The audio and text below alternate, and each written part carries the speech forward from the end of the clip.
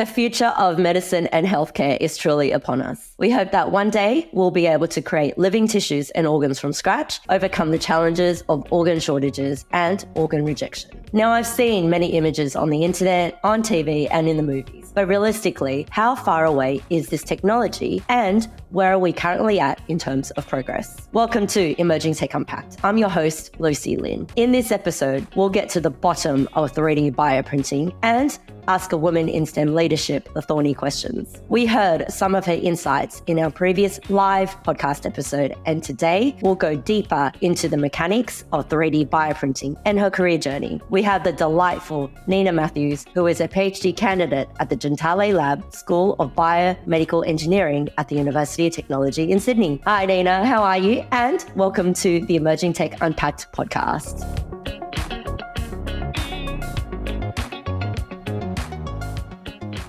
Welcome to Emerging Tech Unpacked. My name is Lucy Lin. Today we have an exciting guest, Niina Matthews, who is a medical scientist, a biomedical engineer, and a PhD candidate at the Gentile Lab, School of Biomedical Engineering at the University of Technology in Sydney.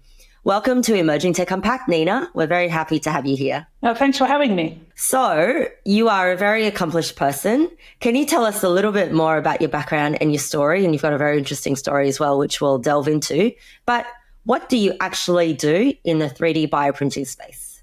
Okay, so the short version, the abridged version, is I did an undergraduate degree in medical science in human anatomy and physiology.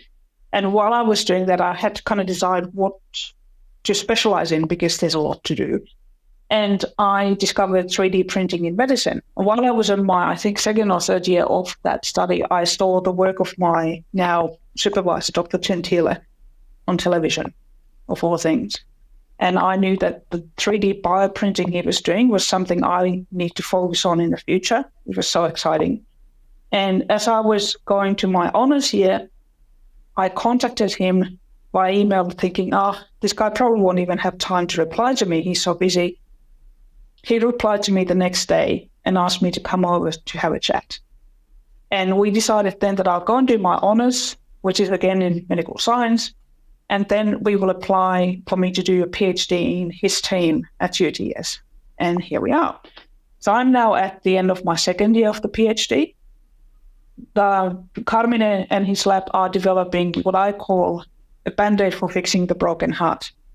So we're developing, hopefully one day, on an alternative treatment that will replace heart transplants for patients with heart failure. So I'm 3D bioprinting these funky patches that will hopefully one day get transplanted on the muscular wall of the heart for patients that have lost their cardiac function. Wow, that is fascinating. I love that, the team of the broken hearts. That's so good, and you're fixing it. It should be a band name. Oh, yeah, why not? Yes, Christmas parties are coming, so.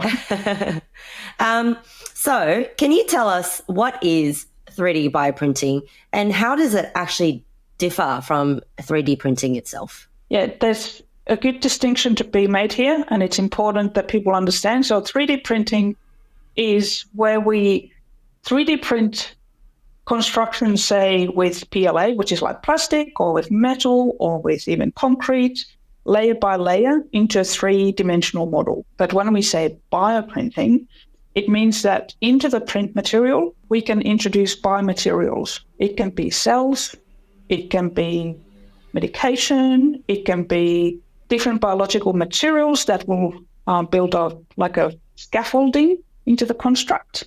So basically, we are looking at living and kind of non-living. So that's the best definition. Okay, nice.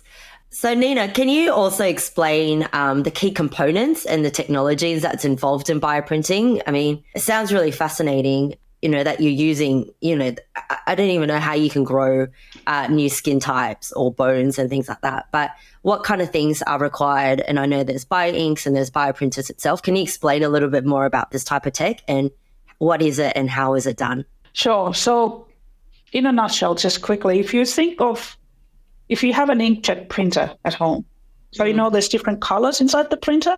So you feed a paper through, you have a picture, like a photo maybe of yourself or your family with all these different colors. When the paper goes through, these different colors are printed onto the defined areas on the paper.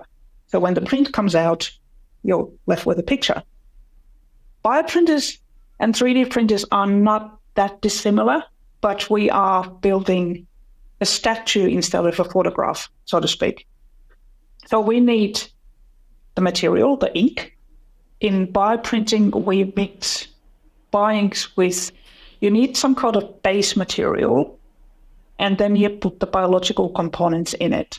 So for example, in our work, we use a hydrogel that is made out of certain materials that are not rejected by the body, and that will keep the cells and further down I'll explain cardiac spheroids happy inside the medium. Then we need the printer. And depending on the type of printer, you can introduce several materials into the print. This is like making a color picture.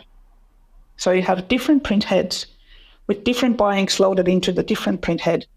And then you have the design that tells the printer, at this point, take this print head, bring it down, print this bit, and then you need to bring this other one here, bit more here, next one here, and then you end up with this complete construct of your 3D bioprint. So the printer, yes, to tell where the ink must go. The ink, bioink, yes. And the hydrogel is kind of our paper, kind of. So hydrogel we use for keeping the cells happy. So there's media that the cells like to eat, but also that media, the hydrogel itself allows us to print into the shape and size that we want the structure to retain. So yeah, it's quite simple, but difficult at the same time. Sounds difficult to me. I love your easy explanation of it, but I'm sure the science behind it is quite tricky. Yes, and all these materials are temperature sensitive. You need to keep the cells alive. You need to be sterile and all that. But just to give people a basic idea of what we do. Yeah, wow. There's so many different other components to it as well.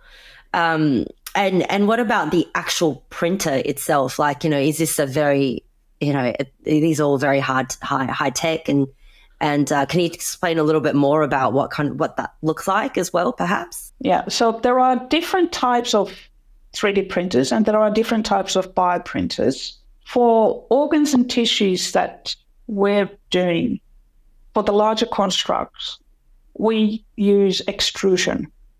So you can think of it like a syringe with a needle, and you push the syringe and the stuff comes out. It's a bit like that. The bioprinter, because we're using living material, it has to be sterile. So the chamber where we print is controlled what you put in. There's HEPA filters that keep the air clean. We can use UV lights to sterilize the whole environment. But obviously we need to handle all the materials in a sterile way before they're introduced into the printer. Then in the printer itself, we can control the temperatures, because cells like different temperatures. Different hydrogels print differently. Some are solid in room temperature, some are liquid in room temperature. So you need to know what exactly is the temperature of where we're printing and of the nozzle itself. They all had to be controlled. And then typically we print with pressure. So we need to control the pressure that everything comes out, and then the speed that the print head is moving at. So it's a balancing act. Because if you print at wrong temperature, your gel is going to run everywhere. If you print too slow, it's going to get stuck in the nozzle. Right. If the pressure is too high, you're going to kill the cells when they come out. Oh my God. So there is a lot of research done on use of different bioinks and different cells. So we have an idea of what parameters to start with, but then it's still a lot of trial and error in the lab, to get the construct printed as you want it.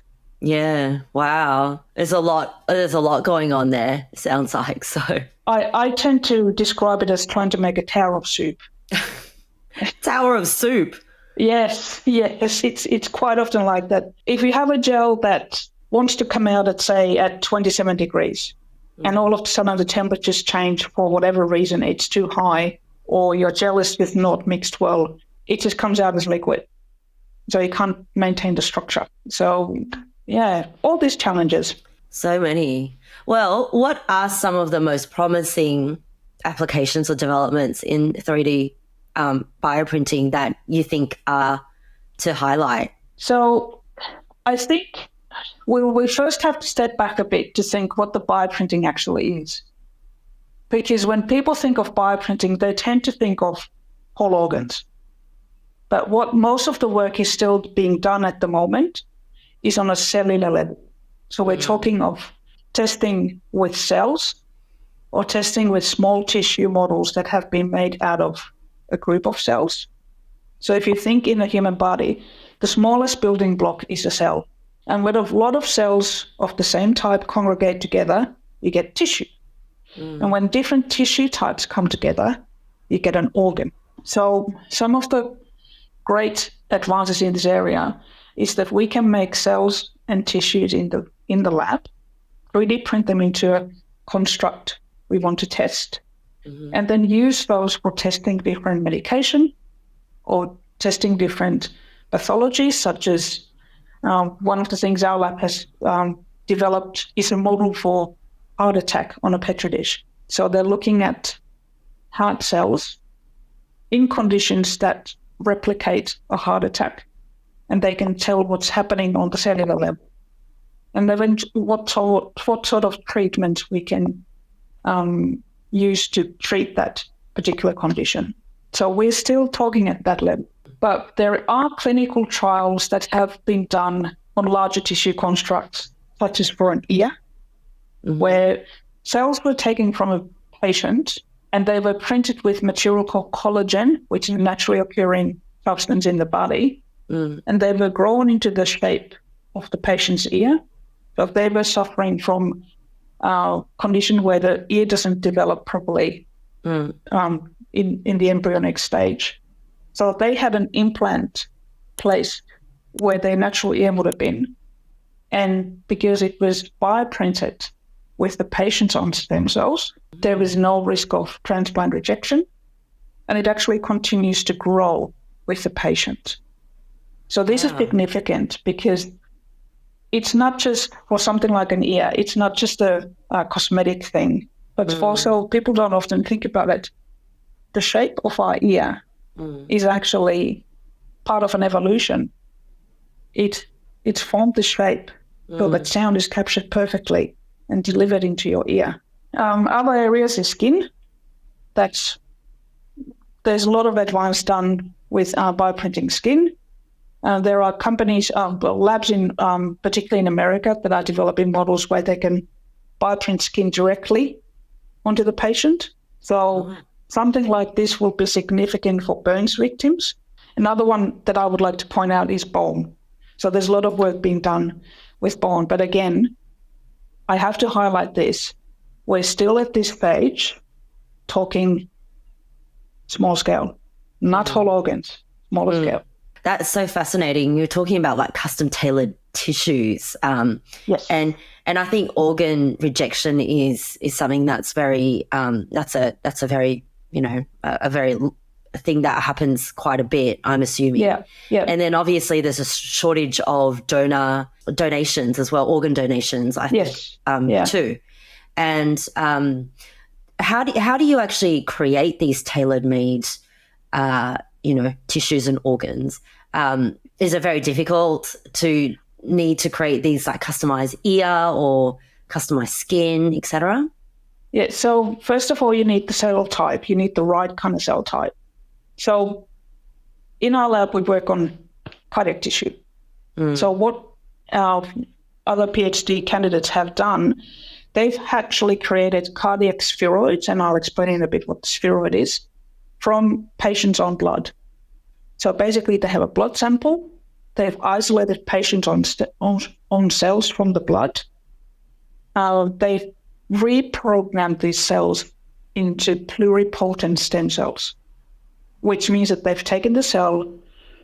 You think every cell has like a programming, like a code inside it saying, I'm going to be a heart cell, I'm going to be a brain cell, I'm going to be skeletal muscle. These have been reprogrammed into saying, I'm a clean slate.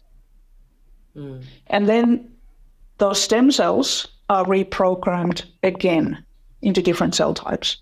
So now we're saying, I want you, my little stem cell, to grow into a cardiomyocyte, so the muscular cell of the heart. I want you to grow into an endothelial cell, which promotes vascularization. So this is growing new blood vessels. And I want you, third little cell type, to turn into a fibroblast, which builds the scaffolding, the extracellular matrix in the cell. So then these three cell types that are commonly found in the human heart are cultured together. They form what's called a spheroid. And why a spheroid? Because if we take the individual cell types and transplant them on the heart, they're not very successful at staying alive. So in the spheroid, the cells are a lot happier.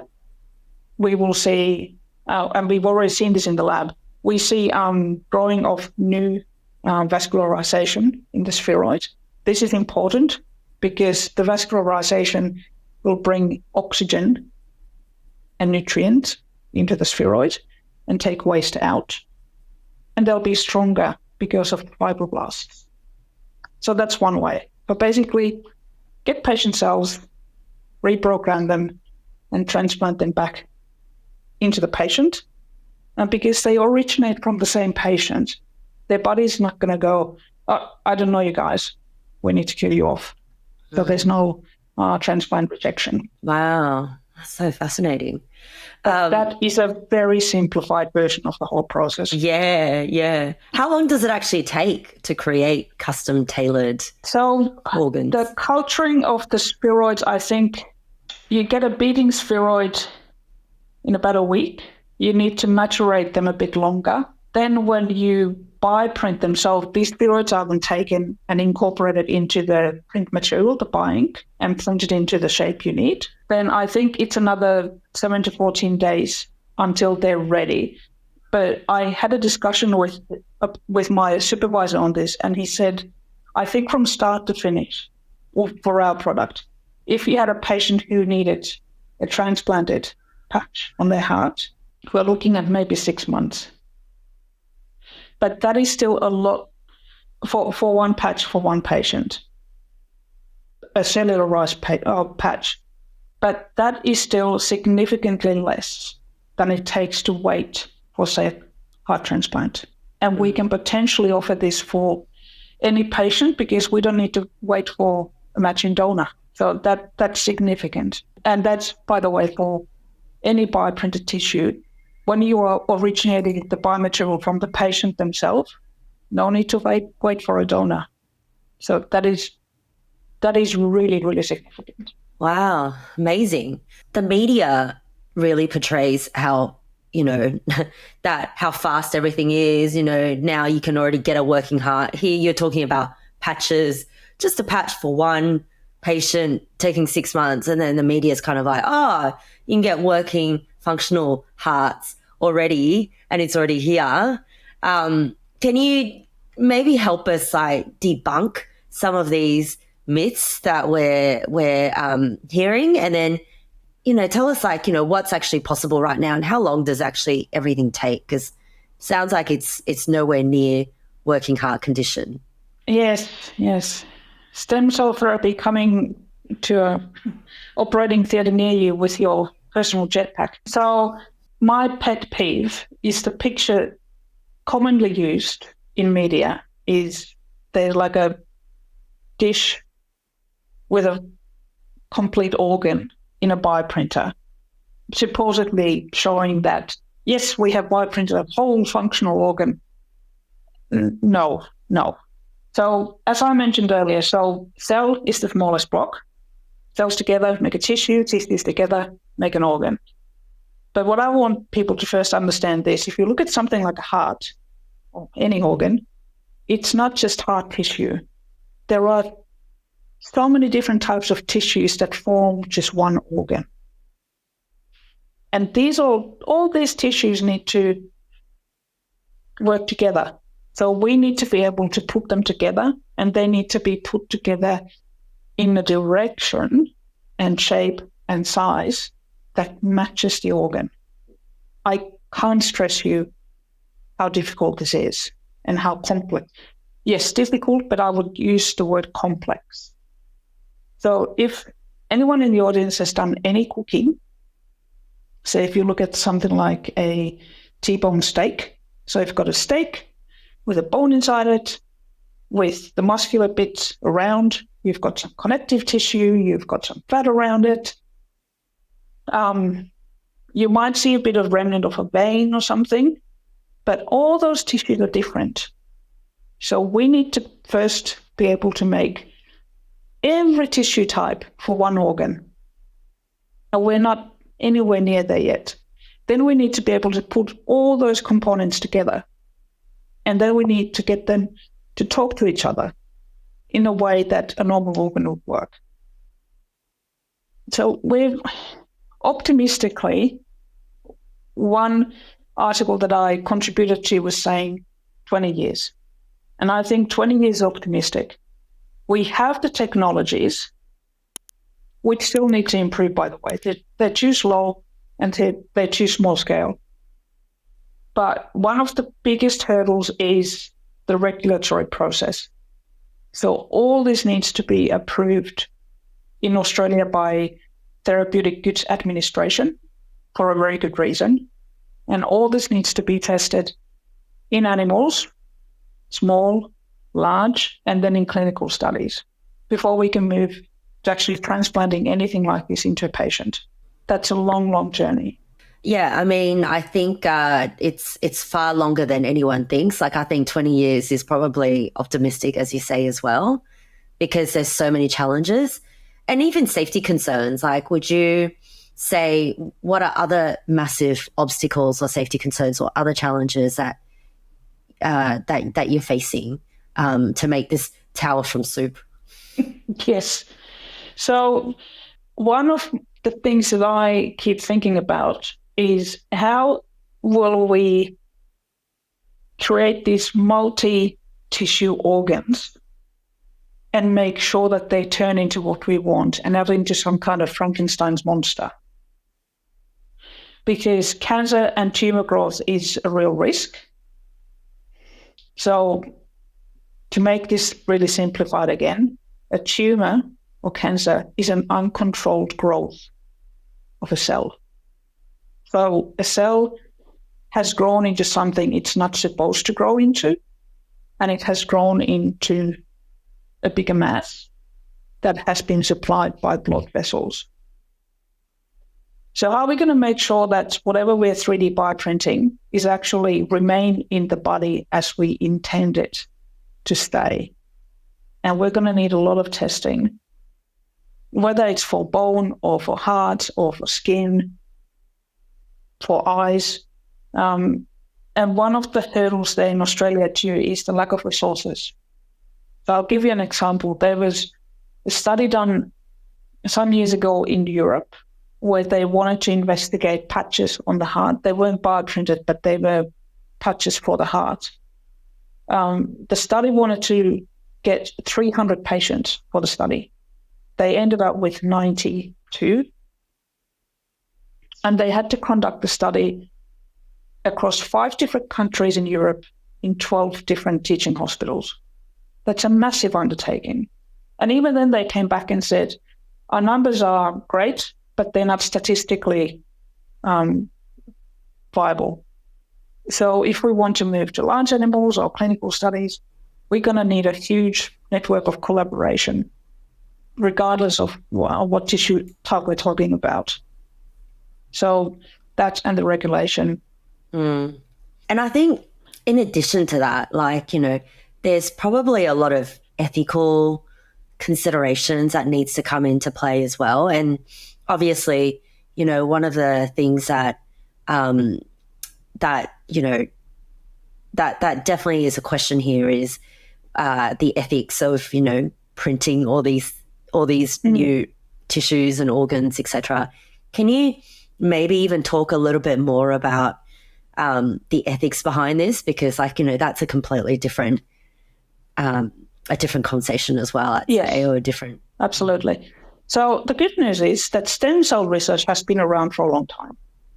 Okay. So that side of the regulation and ethical consideration have been looked into, you know, quite extensively. So we can apply to our technology here. But then it's a matter of using that material responsibly. So obviously you need to obtain informed consent from the patient themselves. But then it's really up to the research body and the hospitals to make sure that the material the patients have given is used ethically. Yeah. I mean, yeah, we're lucky that the background work for this stuff has been done in other areas. So we're trying to avoid the situation where, and please forgive me, the scientific network listening to this, I forget the name of the lady whose DNA was used and is still being used, and she's not acknowledged. I think it was used for developing a vaccine or something similar. So basically, we need to make sure that if we capture anyone's DNA or stem cells or whatever material it is, it's only used for the intended approved application that the patient has given their consent to. Right. And so how can you give consent then? Would there, you know, because like it could be one person and then I'm going to give it to multiple things, but you don't know where it's going to go to further down. Is there like a whole process? Can you explain a little bit more about that as well? Well, this would be, so if we're thinking about personalised medicine per se, and we're using the cellular material captured from a patient for making a tissue structure just for them, the informed consent process is well established by hospitals and research bodies. But at the same time, we can't use that material on another patient because then it won't match. But we would need to protect that material is not used, say, for research or any other purpose than making that solution for the patient that they have specifically entered the program to. Okay, got it. And I'm interested, as you say, in organ donation, and I think this is definitely a great thing as a solution to it, because looking at the US Federal Health Resources and Services Administration, there's over 100,000 people on the waiting list for organ donations in the US, and 17 people die each day waiting for an organ transplant. And then in Australia itself, statistics from the Australian Government Organ and Tissue Authority say that 1,800 Australians are on the wait list for an organ transplant, with an additional 14,000 people on dialysis. But only 1 in 3 Australians are registered to be donors. Can you talk a little bit more about how this could potentially assist with the organ donation shortage as a solution? Yeah. So if we can use material from the patient themselves, culture it to the need, bioprint it, transplant it, we have the donor. So we don't need to wait for the donor. So that's a good thing. Because a lot of these people who are waiting in the waiting list, they actually die while waiting because there just simply aren't enough matching donors. And even then, the transplantation may not work. The other thing is, and this is specifically in the cardiac space because that's what I'm involved with, I just listened to a talk by one of the leading transplant cardiac surgeons in Australia and in the world. And he said that they have to make decisions when selecting people for heart transplant based on age. And he said if a patient is too old or too frail, they simply can't do it because they won't survive the operation. So it's not just a scarcity, but then it comes to the choice of who gets it. Because you might have 2 people waiting that are suitable to accept a donor heart, for example, and they have to make the literally heartbreaking decision of who gets it. So with, for example, the patch that we are developing, So we can develop it from material from the patient, but we're also we are developing a method for minimally invasive transplantation. So instead of cutting open the whole chest, a keyhole, one port for all the instruments for transplanting the patch. So there's a shorter recovery time, shorter time in the theatre, and we're hoping that this will provide an opportunity for more patients to be able to be treated, not just because, they're too frail or they're too old, we can't do it. So with heart, 116 heart transplants were done in Australia last year, in 2022. About 2,900 patients die of heart failure every year. So that's just for the heart, the discrepancy we're looking at. But all the interviews and reviews that I read about 3D bioprinting tissues and their use in clinical setting for tissue regeneration, this is where not so much dead, but the impacted tissue is starting to heal. This is a game changer, just for the speed and for the availability. And also, a lot of people, obviously we've got this problem of aging population in the world. World Health Organization estimates that, I think it was ridiculous, it was something like 60% of the aging population, say, I think it was 65 and over, will be living in developing countries. These people have no hope of getting a heart transplant. They don't have the facility, they don't have the donors, they don't have the programs. So we need to somehow make sure that these treatments are made available, not just, for the rich and capable and deserving. Okay, that is a really wrong word. There's everyone deserves the privilege. The privilege. Thank you. Yeah. So how can we deliver to the areas that are remote, to people that are of ethnic backgrounds that are not well studied or don't have matching donors,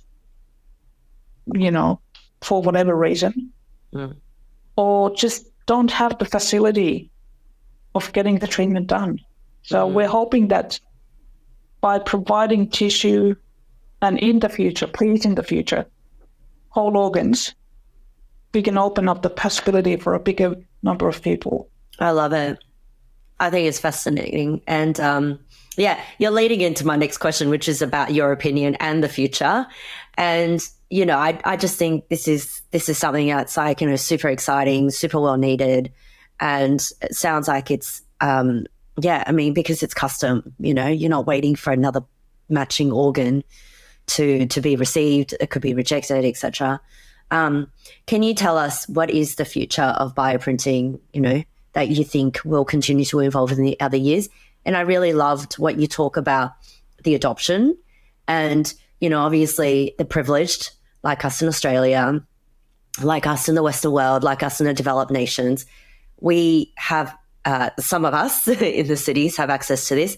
You talked about remote regions. You talked about developing nations. How can they get access to this adoption as well? So future, there has to be more work done for developing not just the 3D bioprinters, but other biofabrication methods. We need to be faster, and it has to be at a larger scale.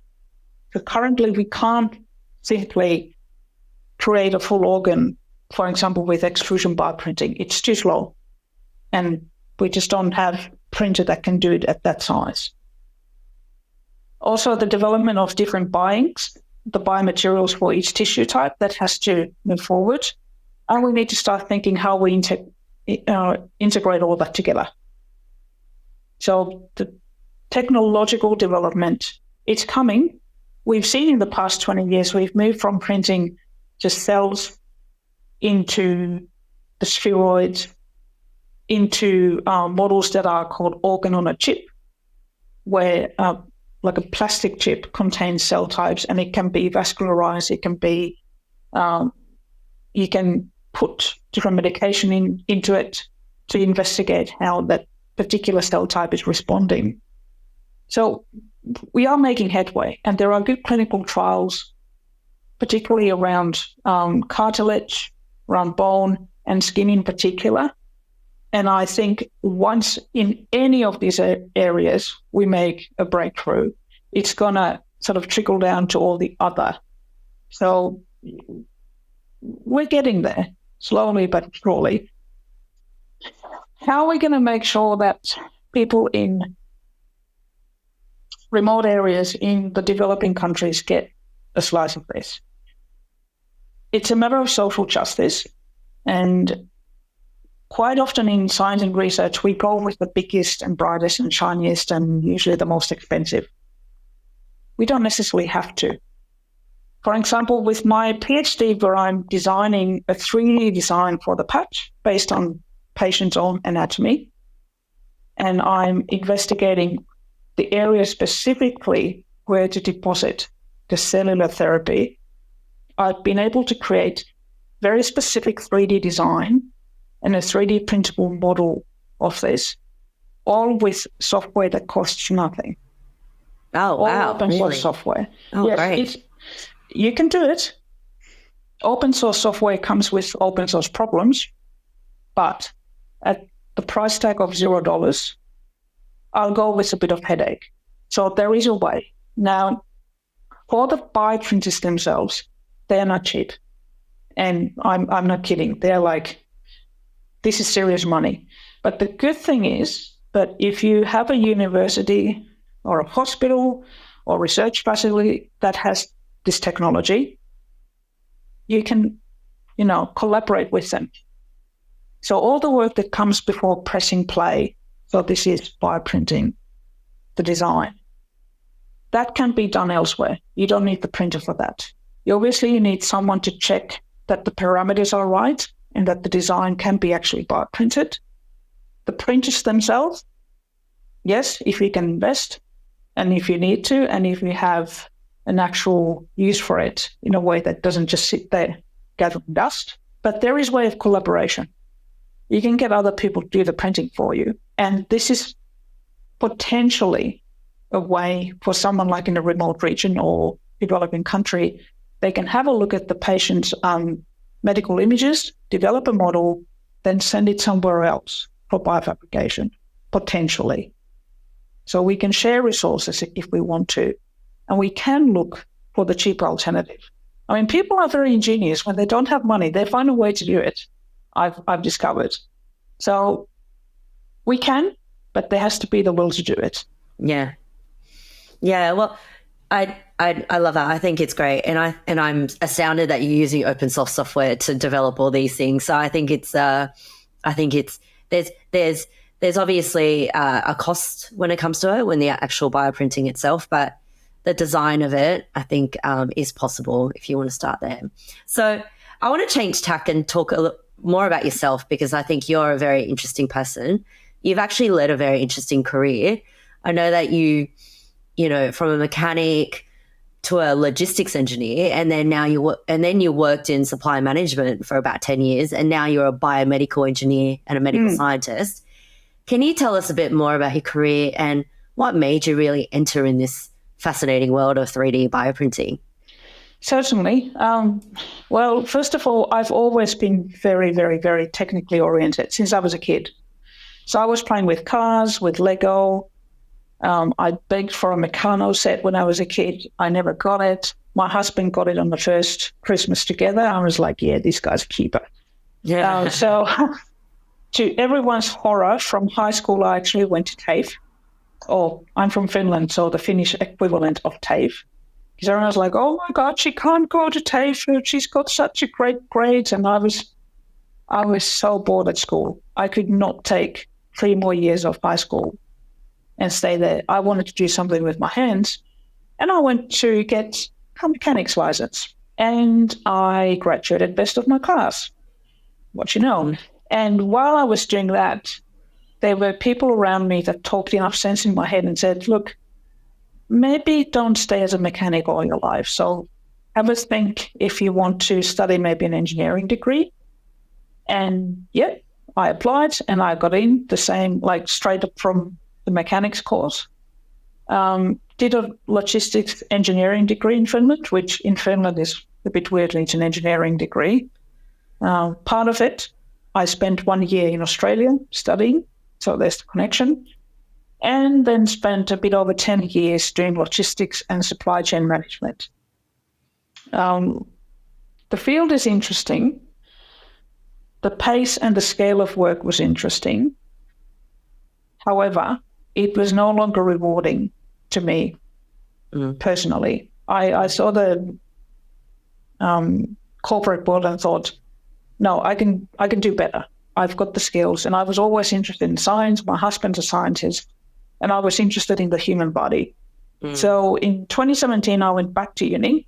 I studied advanced degree in medical science in human anatomy and physiology, very successfully again. Got an honours degree in the same field. And as I mentioned at the start of the podcast, I was already in talks with my PhD supervisor, and my honours degree was, again, high grade, so I got into the PhD program straight away. While I was doing the anatomy degree, it was really clear to me that I can't stay as an anatomist because there's no clinical application. And in the world of anatomy, things have kind of been figured out already. I mean, there's not much new that's being found. So I thought, okay, I need to use my creativity and the sort of inventive passion and the engine that's driving me to create new stuff. Yeah. And I think in 3D bioprinting, I've found it, because it's not just that I'm doing something new with cells. It's also a very visual medium. So I'm enjoying seeing what I've actually designed coming to like literally in life. Yeah, nice. And how big is this actual field? Because to me, like, it's still fairly new. It's quite niche. And what's your experience been like? Biomedical engineering, I kept saying at the last university open day that if you want to get your kids into engineering, into the field that has probably the most money at the moment, you go with the biomedical. That's a bit of a one-sided look at it, but biomedical, of all the fields in engineering and in science, it's huge. It's growing so fast, and not just for tissue generation, but for the technologies and just everything around it. There's a great initiative at the moment where New South Wales government, and I'm sure a lot of organisations and governments around the world rather, are looking at moving away from animal models, because animal models are not as accurate as human models. And if we can recreate human tissue and test with that, we're getting more accurate results.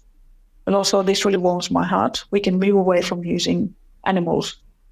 I think we'll always use animals to an extent in the lab.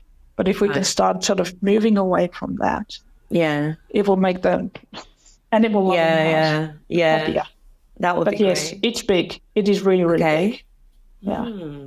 And have you enjoyed it so far? Like, I'm always interested in how we can get more women and girls into, either the 3D bioprinting space or more into engineering and STEM and science. And can you talk a little bit more about that? What has your experience been so far? And how can we get more women in STEM, women and girls into STEM? So biomedical is interesting because it actually combines engineering, science, and medicine.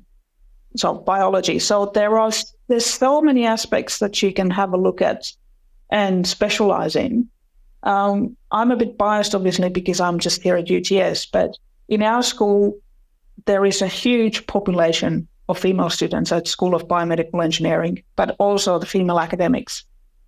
So I see a lot of young women coming into this field. It's brilliant. Like it is so good. There are a lot of initiatives of encouraging women and girls into STEM. I don't think it's specific just for this field of engineering or STEM, in this field of STEM. I think we need to continue that gear shift of how we talk to young girls and how we include them in science projects.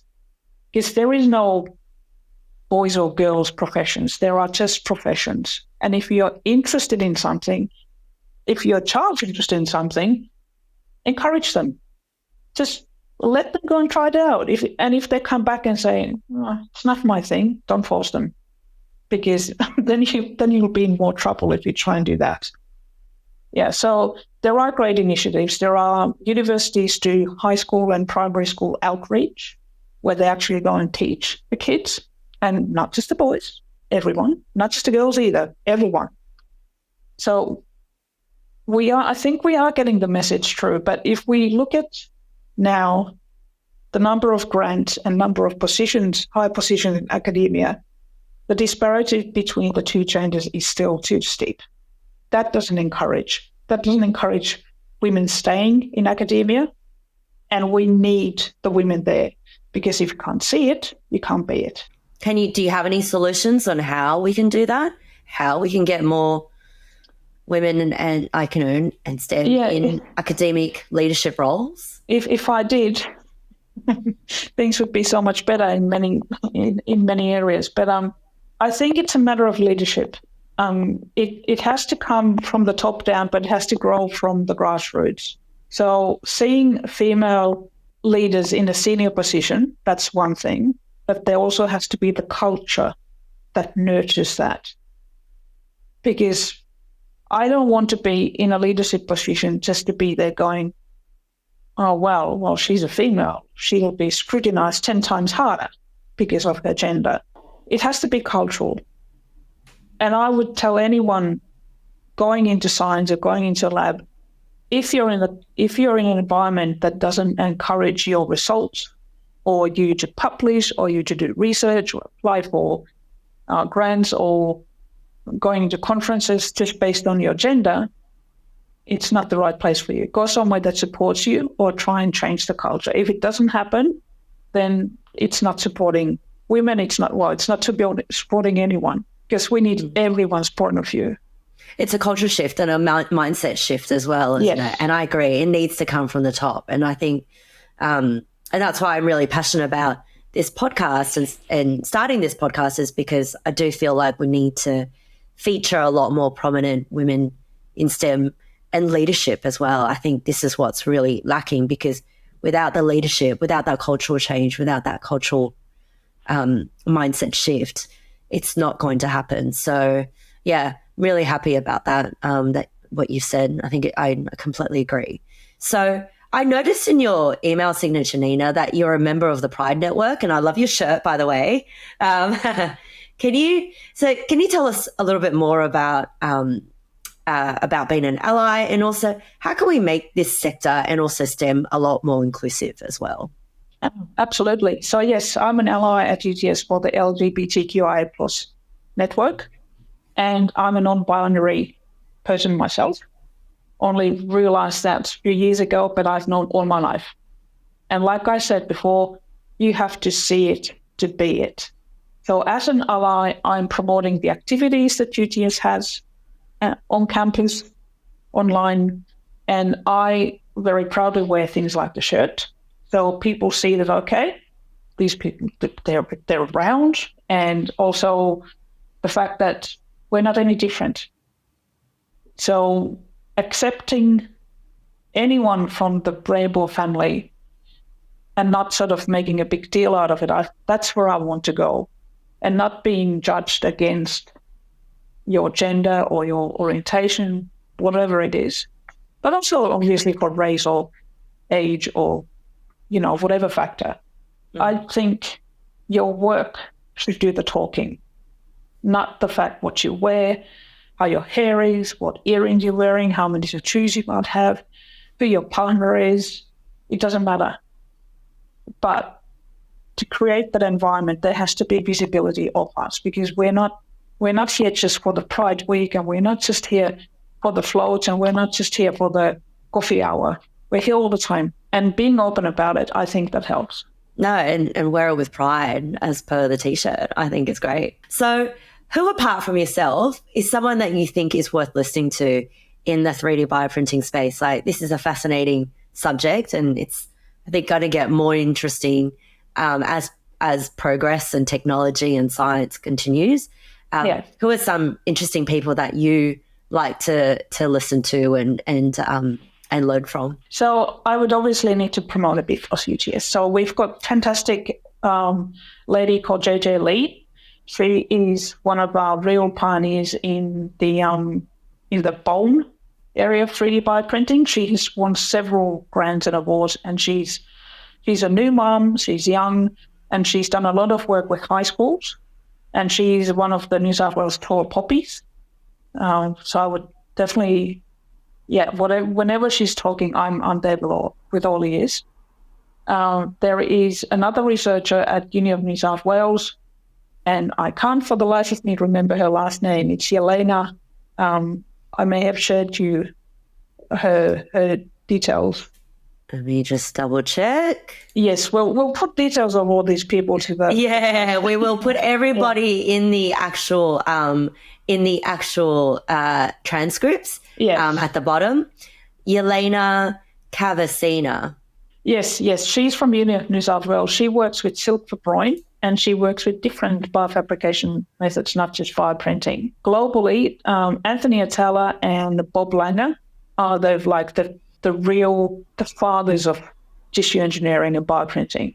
Like, these are really, really big names. And the beautiful thing about both of them, they are very down to earth, very humble guys. They're fantastic to listen to. And they make their message very relatable and easy to understand. They both have several distinguished students that they've taught over the years. Bob Langer in particular, one of her students, her name is, my goodness, the name has just escaped me. She is a professor at the Columbia University. Godana, her name is Godana, and we'll put all these names and details.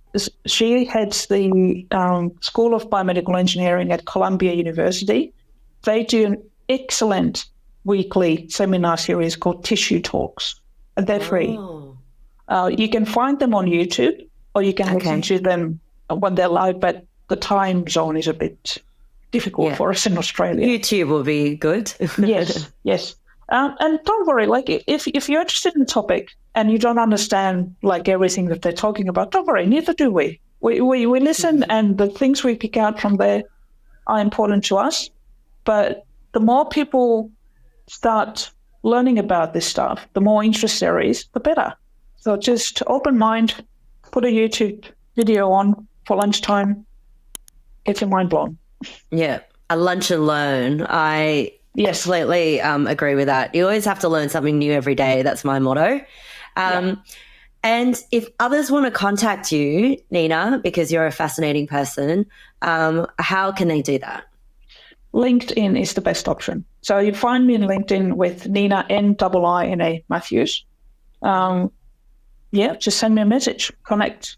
Maybe put a little message saying, I listened to your podcast and didn't fall asleep and I thought you were interesting and rah. So I have some idea where people contact me from, because I'm starting to get interesting messages from people that I'm looking at going, okay, I'm obviously getting better known, but okay. I know, you get all sorts there, right? So, yes. And just FYI, I can't grow you new organs just yet. I'm working towards it, but not yet. I think you're a miracle person. You might be able to do it in the future, and I hope you do, because this has been a fantastic and very interesting conversation. Niina, thank you so much for your time, for helping us unpack 3D bioprinting more. I'm hoping that we are getting to the stage where we can improve our human bodies with technology. And I think this is such an exciting space. And thank you for being a brilliant scientist and engineer for helping us make it happen. And thank you, Niina, for helping us unpack, and then all your women in STEM leadership advice as well. And thank you so much for your time. Thank you again. Thanks for having me. How delightful was Niina, and what do you think about her insights? In her words, this technology is incredibly complex, similar to printing a tower of soup. And I'm so glad that we have super smart scientists like Niina to push the envelope of what is possible for healthcare's future so we can overcome some of the organ shortages and organ rejection challenges. What do you think about 3D bioprinting? Is this something that you'll be willing to try? And are you concerned about ethical issues? And how about Niina's career pivot from supply chain management to medical science and 3D bioprinting? I'd love to hear your comments about this episode. For more information about the latest episodes, to learn more about each technology and how you can contact us for sponsorship, promotion, and guest speaking collaborations, visit our website, emergingtechunpacked.com. Make sure to subscribe, like, and turn on the notification bell to learn when the latest episodes are available. Please follow us on social media channels to stay updated with the latest news. You can find me on LinkedIn searching for Lucy Lin. We welcome all feedback and will be very grateful if you can help us grow and spread the word by forwarding this episode to a friend and giving us a 5-star review. Thank you so much for your attention. I hope I've unpacked 3D bioprinting for you to gain a better overall understanding about this incredible new and emerging technology. See you in the next Emerging Tech Unpacked episode soon.